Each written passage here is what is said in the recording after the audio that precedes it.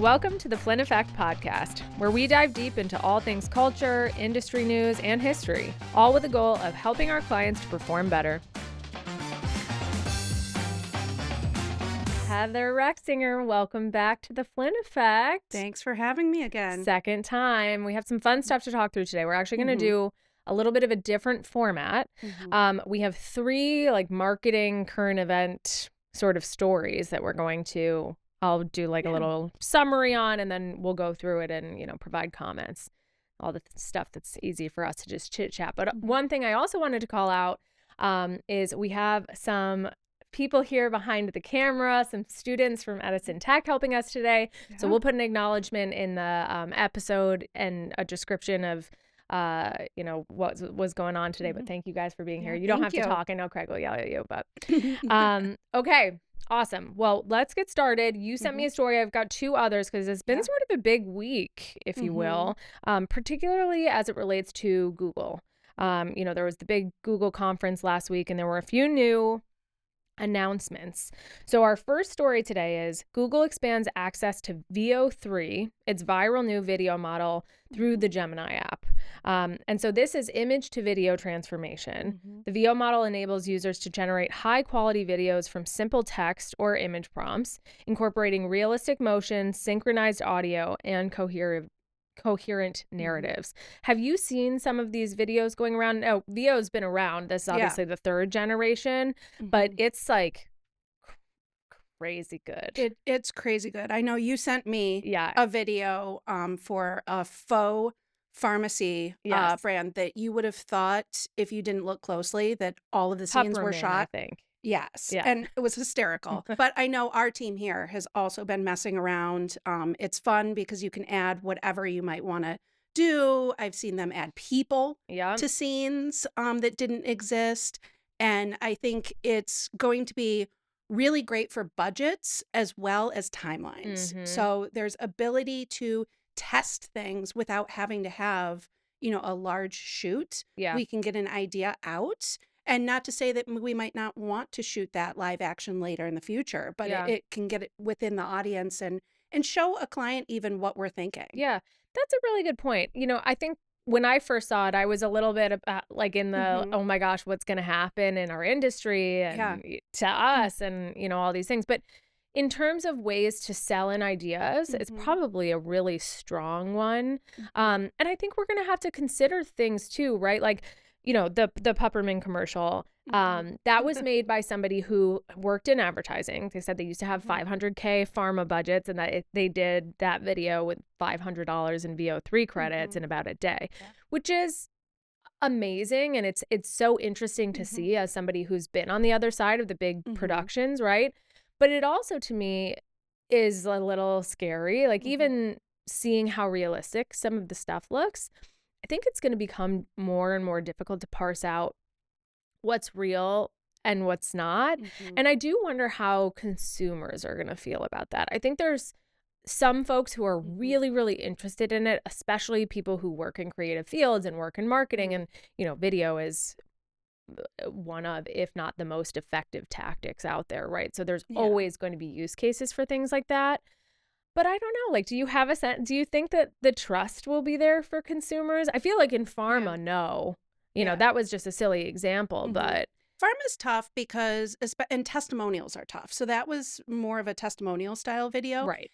And if consumers, they want authenticity. So even if it's, words that were said by a human but shown as AI, the trust isn't going to be there. They're going to want to see the true consumers within that. Right. But I think where it is really interesting to me is that you still need that creative behind it. So the peppermint that you mentioned, right? The reason that ad is so good is because an advertising professional wrote it and gave the prompts. Yeah. So there's still going to be a lot of garbage, garbage in, garbage out. True.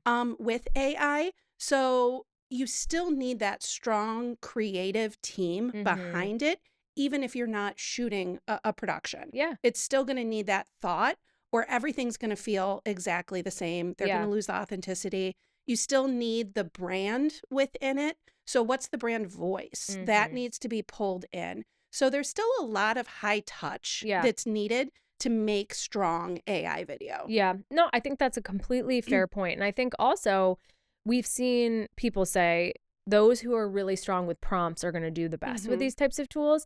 And so if you are a professional who actually understands the technical elements, right? Like the types of cameras and the focus and the light balance and all of the things, you can give a lot more detailed instructions, right? That are going to get you a higher quality output. Yes. But yeah, I mean, I think with all things AI, it's going to be one of those things where we all have to embrace it and just figure out how to incorporate it into our workflows. But it's just wild to see how even in the last 2 years, things have progressed. Yeah. And I think the scariest thing for the creative teams is the account team. Because now Heather's like, I'm dangerous now I've got the power that I can say, this is what I'm thinking. And, they're still going to roll their eyes a little bit. But, that's where I think people who aren't technical by trade are going to be able to come up with ideas. And that's where you're still going to need the technical team to execute it in the way that you're looking for. But I think it'll be really interesting. And I think it'll be really interesting for client input as well. Yeah. Because if clients have that ability, a lot of times where we go back and forth is with, people not being able to easily voice what they're looking for. And with AI, it'll be a little bit easier for even clients to say, this is kind of what I'm thinking. Can you do something with this, rather than some of that feedback that we might go 2 or 3 rounds before we get to what they're looking for. Yeah. This will allow them even to start something or get an idea to us in a more clear fashion. Yeah, totally. All right, moving on, but staying on AI. Yes. All right, so we were Hot talking about this topic. last week because we were on a client call or a prospective client call, and they asked about this. And I had actually already heard about it because we were part of a what is it called? An agency network called Magnet. They're fabulous. They're the best agencies and the best people. But part of the benefit of that is we get the collective experience of all of these principles from these agencies. And there's been a lot of conversation around GEO, GXO, which is generative experience optimization. I don't think that anybody's totally bought in on what the acronym is yet. Yeah. We'll have to see sort of what survives. But GEO refers to the use of generative AI models to automatically create, adapt, and refine digital experiences such as website content, ad copy, UX design elements, and interactions in real time or near real time to optimize for engagement, conversion, or other business objectives. What I think is interesting is this definition was sort of referring to the way that you can use it, on your own properties. But there's a big piece of this that is going to be very similar to SEO, right? Like what can brands, websites, people be doing to make sure that they are showing up not only in search results, like on the, Google page, but in the search results that are generated by the AI models, like, Google's Gemini, for example. And it seems like it's going to be something that takes off rather quickly that I'm sure we're going to start getting a lot of questions about as people are wondering what's the right balance here. But so I wanted to call out a couple of things because actually Google Search Central put out some documentation with guidance just yesterday. And it's interesting because they basically said specific optimization isn't required for AI overviews and AI mode. All of the existing SEO fundamentals will continue to be worthwhile. So the things like making sure that your text and your websites are crawlable, making your content easy to find through links on your website, that internal linking capability, providing a great page experience for users so that you can get those high quality scores, making sure that important content is available in textual form. So that's things like, even with this podcast, making sure that we upload a transcript or that, captions are generated, making sure that your structured data matches the visible text on the page. And, that's, of course, the technical piece of it. And then checking your merchant center and business profile information is up to date so that your quality scores are high. So I find it really interesting. I've read some articles that say in addition to all of these like standard SEO things, which you would want to be doing anyways, that the way to really get into these like generative summaries is just content. But what was interesting in the article I read is it was saying that even the AI models are going to score AI generated content as lower quality than human generated content. Yeah. And it feels like slightly backwards somehow, but at the same time, I think that you know, bodes well for brands who are wanting to put out really authentic stuff. But it's not just quantity. The quality has to be considered too. And it has to be readable via text. Yeah. So what I was reading is, you know, you got to put out audio, you got to put out video, you got to put out articles, all of the things. But that you also have to make them crawlable. I'm interested to hear where this one goes. It feels like it's like a just emerging thing and people are going to figure out how to game the system. Yeah, I've read a lot of the same that you're reading, that quality and quantity are still king. You know, you need both. That AI is preferring human written content over AI content. Yeah. And I think a lot of it is, we've said forever, the AI, you know, for it to get smarter, it needs to be fed. So it needs that new, fresh content, or we're all just going to be talking about the same things over and over because AI can only pull from what exists. Yeah. So we still need that human content. Right. So it'll be interesting to see how the models evolve, though. Yeah. And, you know, I wouldn't be surprised if a month from now it's quantities winning or Right. quality wins, and then, you know, they adjust and it's the other. So it's, you know, it'll be like social and everything else that is constantly changing week to week, and you need to beat the algorithm. Yeah, totally. We're going to keep a really close eye on it here. Yeah. And, you know, I'm sure we'll be having conversations with our clients. But the key takeaway right now is stay up with your SEO strategies. Like, do not abandon that, because it seems counterintuitive with all of these, you know, new ways of searching for things coming about. But actually, Google use is on the rise, continues to be on the rise. So you got to make sure you've got that really strong foundation. Yeah. And I think where it can be used for a lot of this content and can be helpful so that you can keep up is generating ideas or helping you find a hypothesis that you can then dive into on your own. So it still can be used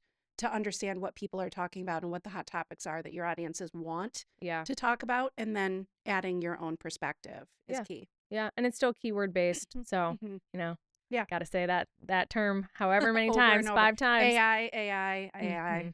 Exactly. Okay. Final story, which is one that you sent to me, which I had not actually seen, surprisingly, but I was just explaining to the room that I was on a TikTok break for the last week, so that's probably why. And I'm chronically online. Yes, this we know. So there was a Steve Madden interview. He was on the cutting room floor, which is a popular show that clips and puts on TikTok.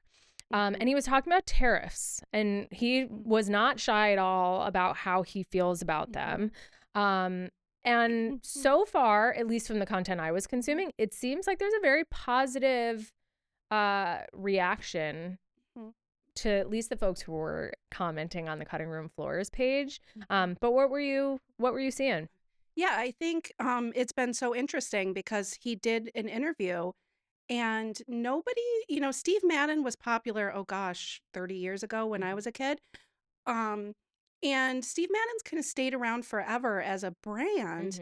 And I think a lot of it's the authenticity. So coming out of that interview, you know, he talked about how he was in prison. Yeah. He talked about how he knocks off designer shoes. And that's what everyone was just going crazy over, is everyone's known forever that Steve Madden looks at a popular trend and they put their own spin on the shoe. Yeah. And you see it a couple months later, whatever Chanel was doing or Hermes, you know, it's out in Steve Madden version. And they did a fun little game with him and showed him a bunch of his shoes and asked him which designer he knocked off, and he rattled them off so quick. And there's men on TikTok. There's Black men on TikTok talking about this interview right now and talking about how they just want to go buy some Steve Madden shoes. And I think what I found most fascinating about the interview is his authenticity, but what people are grasping is he talks about his consumers and calls them his girls. Mm-hmm. And so he's like, my girls, and my girls don't like, or my girls want. Yeah. And instead of just saying my audience Yeah. or women 20 to 35, he calls them my girls, and he's gotten to know them so well. Yeah. And I'll be really interested because there's a lot of people on TikTok right now talking about the sales lift he's going to see from this. And it'll be really interesting to see where Steve Madden goes in the next 6 months now that people know the face behind it and they like the face behind it. I've actually always been a Steve Madden consumer because I just think that they're like, you know, kind of like a mid-level shoe. It's decent quality, but like, again, it has a higher end look. But it was really interesting. I don't think I had ever put a face to a name. And I think what we're talking about with the authenticity is a lot of times people are looking for brands that align with their beliefs and, you know, especially younger generations. I saw a ton of people in the comments being like, my shoes are on their way. I'm getting my delivery on Tuesday. I bought these 3 pairs of shoes.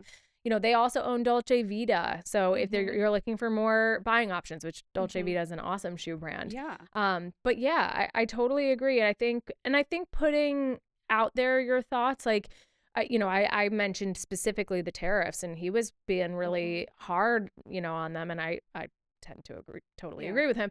But, you know, a lot of people would, and a lot of brands would be really scared to do that. He was like, no holds barred, just going for it. And I think people just appreciate that. And sometimes people appreciate it, even if they don't agree. They just appreciate someone who says something with their whole chest. And I think that was it, is he was talking, like I said, he talked about his time in prison and didn't try to hold back on that. And he's been an advocate for prison reform for years. He's been leading a lot of that conversation and how people can turn their lives around. And I think that that's what people really resonate with now, is people who are not apologetic about who they are and real and but trying to move the world forward. Right. But still be humans. Still be humans. And I think that that's what he's doing, and it's going to reflect for the brand very, very well, hopefully. Yeah. Well, hopefully they don't get absolutely crushed by tariffs. We'll probably see costs go up a little bit, but you know. They did. I did just read an article this morning too that said consumer